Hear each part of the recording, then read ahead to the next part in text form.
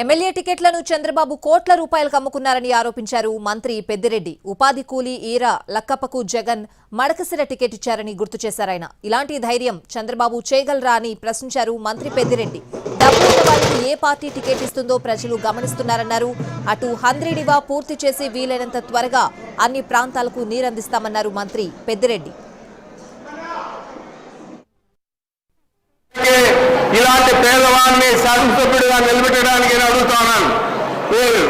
ఎవరు డబ్బులు ఎక్కువ పెడితే వాళ్ళకి టికెట్లు ఇచ్చే పరిస్థితి తెలుగుదేశం పార్టీలో ఉంటే మన నాయకులు పేదలకు కూడా నేనున్నాను అందగా అని చెప్పి ఇలాంటి పేదలను కూడా శాసనసభ్యులు